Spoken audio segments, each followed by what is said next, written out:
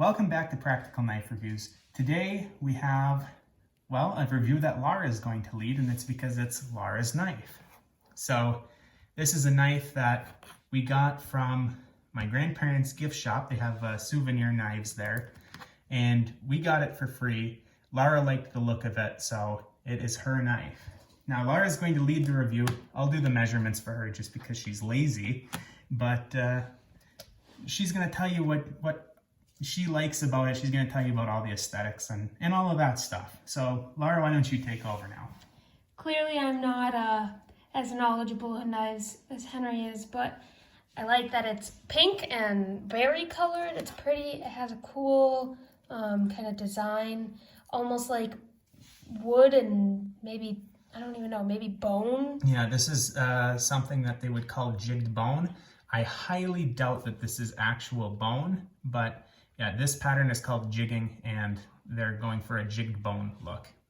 It's very easy to open, especially me having long nails.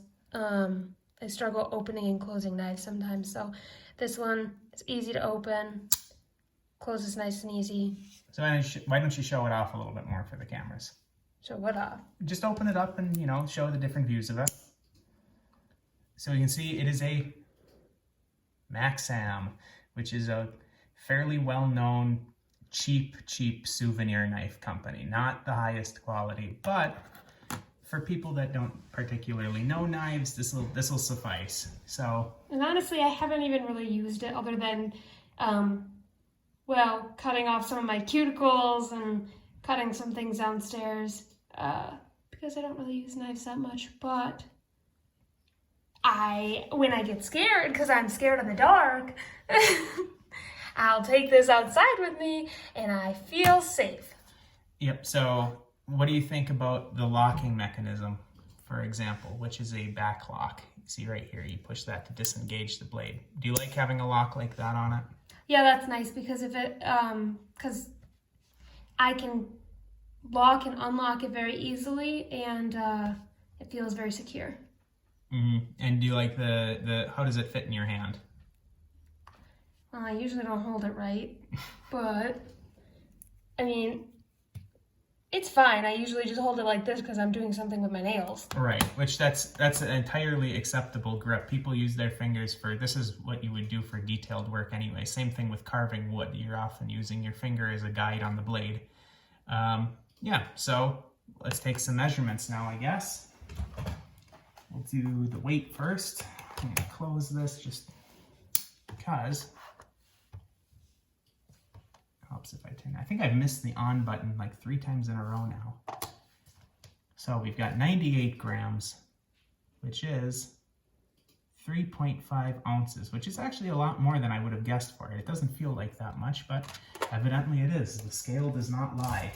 If I can't stab someone that's trying to kill me with it, then I can throw it at them. Well, sure. Okay, and in terms of the length, we've got, let's see, right about 3 3/4 inches closed. Overall length of approximately 6.5 inches. Cutting length of 2.5 inches. Overall blade length of maybe just a hair under 3. So if you were in a state that had a 3-inch blade limit, this would be just within that. And yeah, as I said, the cutting length is well under 3. So we've got brass bolsters. At least it looks like brass. I don't know whether that's actual brass or not. The liners are brass. That I am sure is brass. And a stainless steel back spring and back lock. It did make my hands stink like metal. That happens a lot. So this, like I said, they're going for a jigged bone look here. It could be cow bone, but I'm not so sure about it. I just am not sure.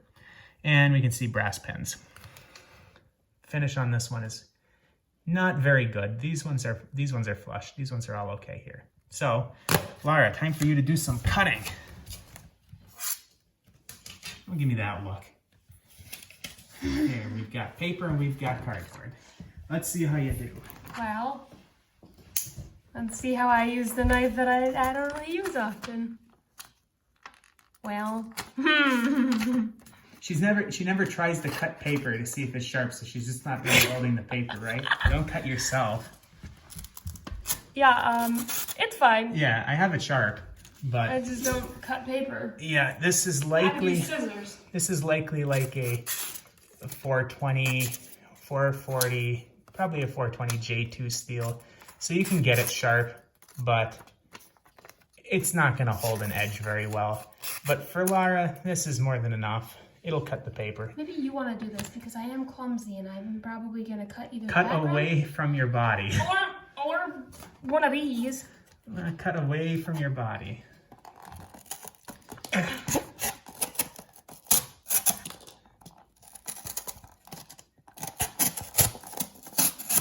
So Nice. how is that?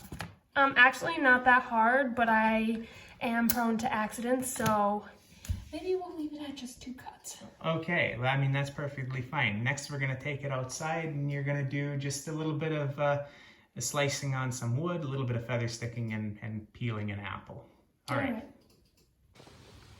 Now, this is my knife we got from my grandma's store, and I'm going to try to peel the apple with it, of which I've never done, so bear with me.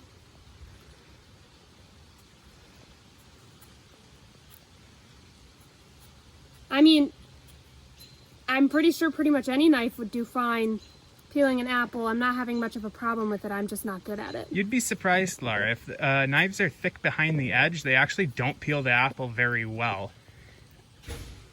So, I think remember, this is move fine. the apple, not the knife. Then you won't cut yourself. Well, I'm probably going to cut myself anyways. We'll say that's good. Okay, so that's not bad. Now, next you're going to do some feather sticking. Because that's about the most that you would want to do with this.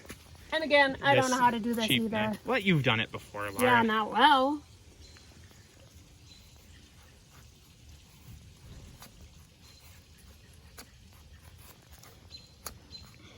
So this is white pine, soft wood.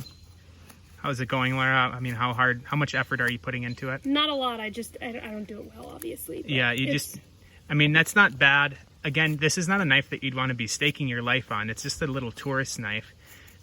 But, you know, if you're able to do some light feather sticking with it, that's about the most that you're going to want to do with this knife anyway. This is going to be more of like a keep it on you to open packages kind of knife rather than I'm going to go camping for 3 days kind of knife. Now, this is a different type of wood. What was this, Henry? This is red oak, so this is a much harder wood, and you can feel how much harder it is to push I don't know if through. I can do that. You got it. You just got to get that first cut, and then it's a little bit easier. It doesn't work for someone who doesn't know how to do it very well like me. Suppose maybe I could try this end. That's the bark end, so that might not work as well. But yeah, right there, it should be fine. Yeah, I wouldn't say I can do this. I knew from the start that I wouldn't be a good executionist for this. Executionist. That's the joke. Okay, so... but you did actually do an okay job. I mean, they're not the prettiest feathers on the pine, but you definitely got feathers, and, you know, in a pinch, you'd probably be able to start a fire with that. And if you kept at it long enough, you'd be able to go. So this knife is probably, what was it, a $6 knife or something like that at the store. We got it for nothing. And you just wanted it because it looked nice. But what do you think, Lars? Worth $6? Yeah, because I'm not going to be doing this to the wood, and I'm not going to peel an apple with it. I pretty much carry it to make myself feel better about safety and picking at my nails and things like that. Yeah, and we can see the fit and finish isn't terrible. I mean, there's no real gapping in the back here. There's a little gapping between the scales, which, again, I wish I knew if this was real jigged bone or not. I kind of doubt it just based on the price. There's a tiny bit of gapping in between that and the bolsters, but no real gapping anywhere else. The fit and finish is fine. You can sharpen it. Steel probably won't hold the edge the longest, but for somebody that isn't going to be doing some camping or, you know, chopping down a tree with it, if you're just opening letters and whatnot with it, or cleaning your nails, like you said, this is probably something that you can look into. So for somebody like me, not a knife that I would really want. What I do is I just go like this and then pop it up. Or I'll take this, and I'll cut the very end of it and pop it out. You're right. So you're more in it for the aesthetics and having just something useful that's small that you can easily maneuver.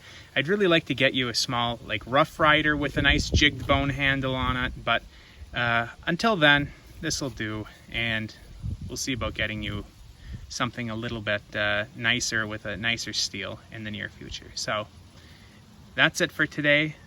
Thanks for watching, and we'll see you next time.